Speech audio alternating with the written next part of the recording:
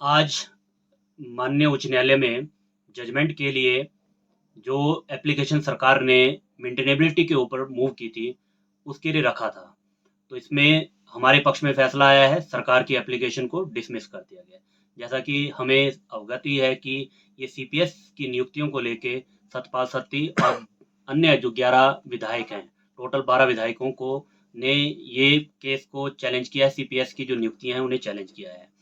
तो पिछली बार जब 3/10 को मुद्दा कोर्ट के समक्ष लगा, उस दिन इस मेंटेनेबिलिटी की एप्लीकेशन के ऊपर आर्गुमेंट हुए।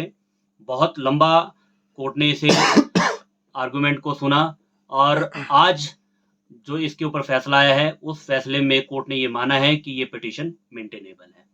अब 16/10 के लिए मुद्दा ऑलरेडी उस दिन डेट फिक्स थी।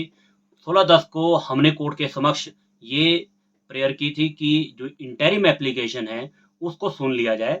और इंटरिम एप्लीकेशन से अब अगला प्रश्न आएगा कि इंटरिम एप्लीकेशन को अगर हम सुन लेते हैं तो इंटरिम एप्लीकेशन में होगा क्या।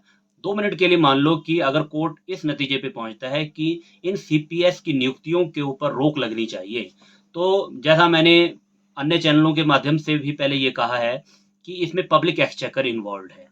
और जब ये सुप्रीम कोर्ट का लॉ है तो सुप्रीम कोर्ट का जो कानून है वो लॉ ऑफ लैंड होता है, तो उससे परे कोई बड़ा कोर्ट नहीं है। तो जैसे कि असम में और मणिपुर की जो जजमेंट्स हैं, जिसमें माननीय सर्वोच्च न्यायालय ने ये माना है कि ये जो नियुक्तियां हैं सीपीएस की, ये अनकॉन्स्टिट्यूशनल है, इलीगल है। तो इसी तरह से इसी को बेस बनाते हुए हमने सतपाल सत्ती जी और अन्य विधायकों के माध्यम से सीपीएस की नियुक्तियों को चैलेंज किया है।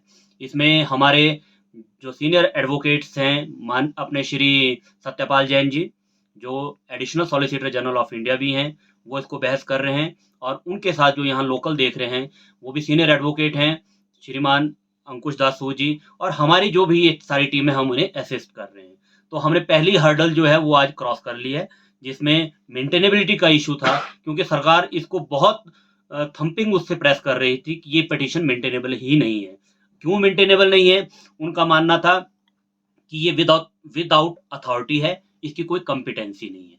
विदाउट अथॉरिटी का मतलब ये हुआ कि पटिशनर इसमें जैसे कि 12 थे, 12 पटिशनर थे, तो हमने सतपाल सत्ती जी के ही माध्यम से इसको फाइल किया था। तो उनका मानना था, उनका ये तर्क था कोर्ट में कि इसमें 12 के 12 जो अपने पटिशनर्स हैं, उनके एफिडेविट्स अटैच होने चाहिए थे इनिशियली रिट के साथ।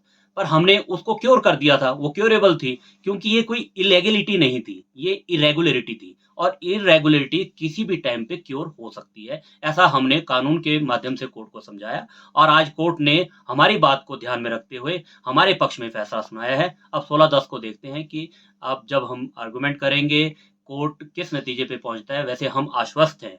क्यों क्यों आश्वस्त हैं? क्योंकि हमारे पास हमारे हाथ मजबूत हैं सुप्रीम कोर्ट की रूलिंग को लेके। इसी तरह से हो सकता है कि 16/10 को जब फैसला आए या 16/10 को जिस दिन बहस हो, उस दिन कोर्ट फैसला सुनाए, या हो सकता है कि कोर्ट अपना फैसला रिजर्व रखे। धन्यवाद।